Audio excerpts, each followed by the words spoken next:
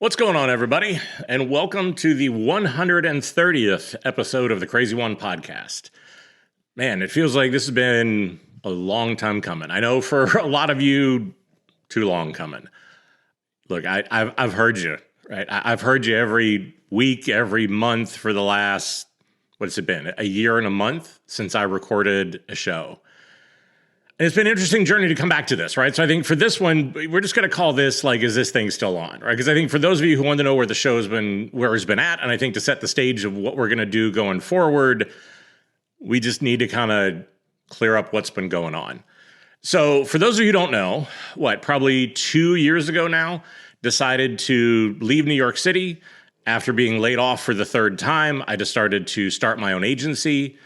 Made a lot of changes, right? It got to a place where I had to make a lot of changes. I think after you've been laid off for the third time and you just get so tired of feeling so disposable, I think whenever you get tired of, I think for me, just how much of my life felt like it was on the way to something else. That it wasn't the job that I wanted, it was on the way to a better job. That it wasn't where we wanted to live, it was on the way to where we wanted to finally settle down, right? I think just the weight of all of that became too much. And so we had to make some changes. And I think, if I'm being honest, the thing I want to talk about is that I think, one of the biggest things that changed is my relationship to the show, is my relationship to all the years and years, the 129 episodes of content that I'd created. Because one of the things that I realized over the last kind of two and a half years of starting my own studio was how much the show was an expression of how profoundly unhappy I was. That my ability to do a show every 2 weeks, every 3 weeks really came out of the fact that I was unhappy at work. I had all this leftover creative energy. I had a voice that felt like it wasn't being listened to. I wasn't producing work I was proud of. I think if I'm being even honest, that realization started to dawn on me after I got laid off the last time before I started the studio. Whenever they would ask you and say, hey, can you do a case study or two and highlight the work you've done in the last 5 years?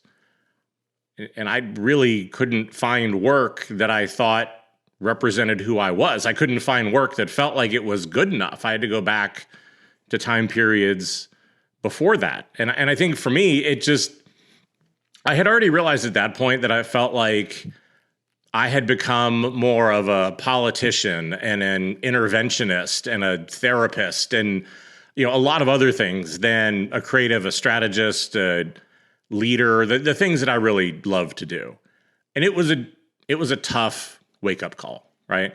And I think that in a lot of ways, coming back to do this show, I had to just get into a better headspace in the relationship to that content, because I think whenever I looked at the show, the problem was what I saw was how unhappy I was.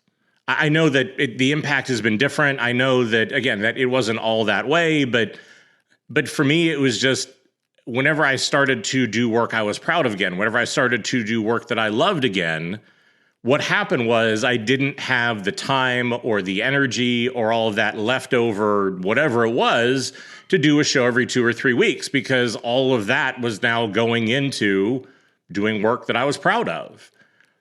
And it's a weird conversation, right? Because I think I've always said that, so much of this show was about the audience, is about you, is about how do you help, but it was also probably more about me, because it allowed me to be self-reflective. It allowed me to be able to take the time to think about a lot of these things. And the reason I want to share this is because, look, I think especially right now with the industry just being an unmitigated dumpster fire, so many people are going through this, right? And once again, nobody's talking about it. I think, I'd shared my job search, a very public faceplant of going out there. And I think, honestly, being a little bit of a canary in the coal mine of sharing that journey, trying to almost destroy my brand. Because I think I also have realized how some of what I've created has been toxic, has been a problem. Because I think for a lot of people, the number one comment I got after I got laid off was the number of people that would tell me, oh, you could work anywhere you want, right? Like, oh, somehow like I had made it. That is such an incredibly toxic construct that I think far too many leaders in our industry propagate, that at some point, right, you make it, or you can work where you want, or you aren't subject to imposter syndrome or these sort of problems or these things. And that's just all bullshit, right? It's not true. And I think that was a large part of it for me, where I just said, look, I want to be able to share this publicly, even though if it's embarrassing, even if it hurts, like to just kind of destroy what people maybe think about me. And part of that was, I think I was also just destroying myself going through that process. Because I think that's the hard part in going through any of this, is that it is such a mental health journey. It is such a struggle for so many of us. And normally we don't ever talk about that or share that. So I think that's what I'm going to do with the show going forward. It's going to be shorter because I think I've had to just be honest that I don't have the time, I don't have the energy to do long form shows the way that I used to. I also kind of still feel like the first 129 shows around a lot of topics, around a lot of things, around in-house, still hold up, right? I think almost depressingly so, because so many of the problems that I experienced when I was in-house, people are still going through, right? But so again, I want to be able to do it shorter. I'm going to release it in a bunch of different formats. So for those of you who love the podcast, great. The podcast episodes are going to keep coming out. I think I'm going to be able to start to release it on videos. I think I'm going to start with LinkedIn and Instagram, see if there's an appetite for that. Maybe go on to TikTok if people are interested for that. If you are, let me know. I think a lot of what I want to talk about is my journey in going out on my own and a lot of the self-discovery and the things that I've done. If there are other topics you want to hear about, as always, let me know. Because again, I want to be a little more reactionary and a little less planned than how I'm doing a lot of this. I think I'm still just going to release shows whenever I'm happy with the content. That's not going to change. And it's free, so who are you going to complain to? Sorry. So, but I think that's what it is for me, right? Because I do think that this platform of The Crazy One is more relevant than ever. I think it's more relevant to own who you are, to own your voice, to understand that the things that make you different that everybody else tries to convince you are a weakness are really a strength. And we need that now more than ever. And so I think that's what I want to be able to do with this, is to do something different, to try some different things, to experiment, to see what it's like to get back in the saddle, to bring the show back, to be able to do a lot of this. Because it has been, right? It's been a journey. So I started my own studio. It's called Crazy. I fell into what everybody else did, where you take the name and you drop the vowel. So it's CRZY. Go check it out at CRZYdesign.com. And we've been doing a lot of work, and I've been doing a lot of stuff that I'm proud of. Hasn't come without its trials and tribulations there as well, because all creative work does. But I want to get the conversation going again. I want to hear about what's on your mind. I want to share more of what I've been going through. I want to try to get back to a healthier relationship with the show and with doing this and with talking to people and knowing that I can still help. And while I lost my voice there for a while, it didn't mean it needed to be gone forever. So I hope you want to go on this journey with me. We're going to start it back up from essentially zero again.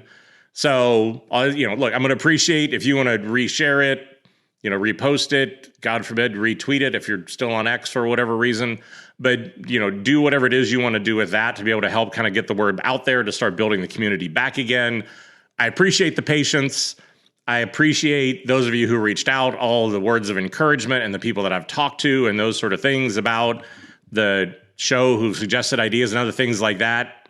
I took it all to heart, right? I really did. I think it was just I wasn't in the right headspace yet to feel like I could come back and talk about it in a useful or productive way. I felt like a lot of what I would speak from would be frustration and anger and things like that. And God knows we've got more than our fair share of that running around right now. We don't need another one. But so we're going to fire this up. I got a bunch of episodes that are already recorded that are in the tank for being able to do this, that we're going to release probably 2 or 3 a week going forward. So I'm sure there's a good pipeline of that. So stay tuned. Let me know what you want to hear about. And as always, stay crazy.